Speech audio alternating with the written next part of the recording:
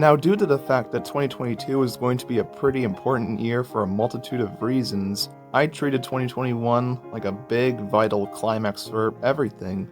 I made sure to stay as positive and upbeat about things as humanly possible to avoid repeating the mistakes of 2020. Honestly, considering how many exciting things happened last year, I think it was a great choice to do this now. And now that the year is done and over, we should look back on everything that has happened.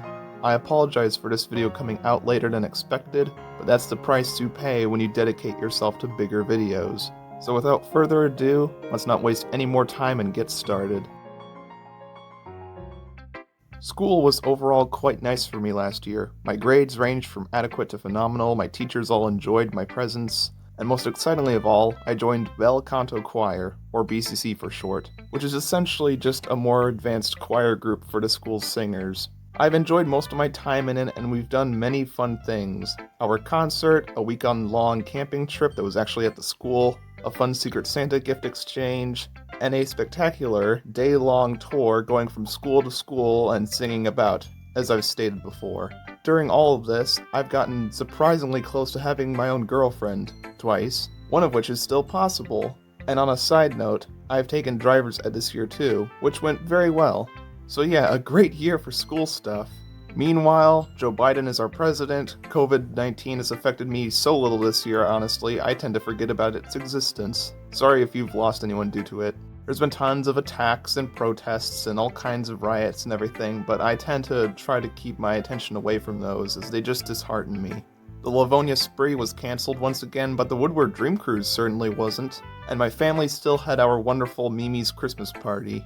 My parents and I enjoyed our trips to Florida for Thanksgiving and Easter, as well as our typical summer road trip out west. I received a new phone from relatives, only for it to break, and then for me to get my mother's previous one. Man, I am the hand-me-downer, now aren't I? Also, a nearby McDonald's I loved visiting as a kid closed this year for reasons that are obvious. Alright, now let's tear into the more fun stuff that many of us have probably already known about, but you would like to hear my discussion on. Surprisingly, my family saw even less movies this year than 2020, the only one being Spider-Man No Way Home at the IMAX in West Yellowstone. Despite that, there have been a ton of other notable releases, many of which have connections to something I already care about. Some of them include Encanto, Raya and the Last Dragon, Luca, Godzilla vs. Kong, Black Widow, Shang-Chi, Eternals. Even though they're not movies, there was all the Disney Plus MCU shows, Ghostbusters Afterlife. No, we didn't see it in Florida, sadly. The Mitchells vs. the Machines, your typical Disney live-action remake movie thing. Peter Rabbit 2, surprisingly. And of course, another Illumination cash cow. And it doesn't even end there. Thomas's Bad Influence got its own movie. There was the mediocre Diary of a Wimpy Kid animated movie that was more than a little disappointing. And there was also the sixth Home Alone film, which was also apparently not good. Yeesh. And you people keep telling me to get a Disney Plus account. Oh, yeah, right. Anyways, we had to deal with my biggest nightmare of a theater experience 2.0. Change is like death. Boredom Simulator the Movie 2.0, Ralph Breaks the Internet 2.0, The Smurfs 2.0, and 3.0. And last, but certainly not least, we got Jurassic World Oh wait, right, never mind, sorry, too soon. And there's probably a bunch more, but you get the idea. Quite the memorable, but mixed year for movies, I'd say. Definitely makes up for the obvious void that was last year. Games, meanwhile, have been a lot more exciting for me. There was all the Among Us updates, both good and bad. Doki Doki Literature Club Plus released. Finally, FNAF Security Breach came out. And most unexpectedly, Jurassic World Eva freaking Lucian 2. Holy crap-oly, what a powerhouse of content.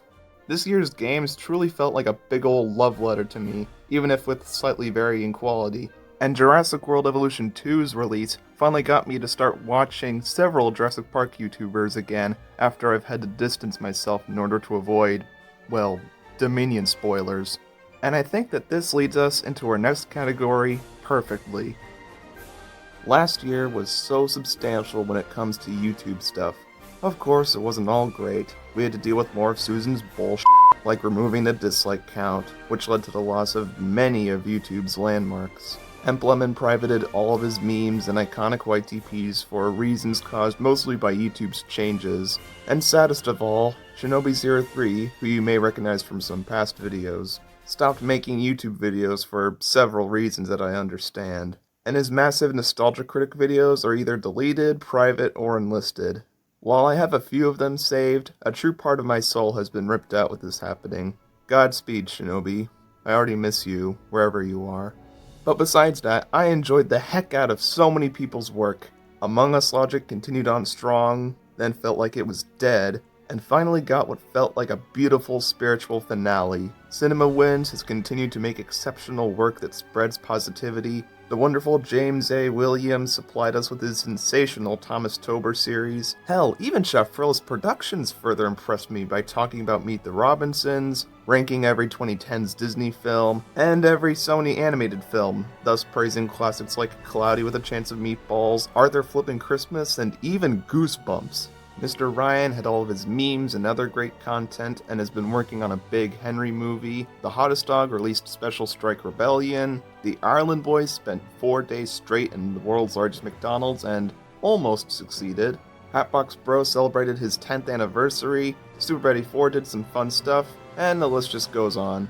But nobody has impressed and inspired me this year more than the Unlucky Tug. As I've stated before, he's become my favorite YouTuber this year thanks to greats of his, like The Island of Sodor Mapped, Tug's Trains, Sodor's Finest, Every Movie Ranked, the Tug's documentary, and more. Please go watch him if you simply appreciate good videos. But the YouTube stuff does not end there. Oh no. As I've discovered a massive batch of new channels that I enjoy at varying degrees. Media Mementos, GNVS, Train Boy, Josh Scorcher, The Thomas Cynic, Troublesome Junction, Just Art, Casual Geographic, Musical Journeys Through Cinema, Historic Travels, and so on. I think I've made it clear that 2021 was mostly great for the YouTubers I love, old and new. And there were many other smaller things that occurred this year. I discovered deleted scenes of Poseidon, I recreated the Museum of Natural History in Minecraft, and this was a thing that happened. If you somehow couldn't already tell, I've become a huge Doki Doki Literature Club fan this year. Considering that I'm already a fan of creepy stuff and, well, yeah, he said it, not me. Doki Doki Literature Club is exactly what I've been needing, and it fits perfectly with my already diverse catalog of interests. And obviously, mostly thanks to the Unlucky Tug, I've become a bit of a Tugs fan as well. I love the show, as short-lived as it was, and I wish the best for the props. Such a shame it couldn't go on for longer, but as they say, many good things never last long. And speaking of which...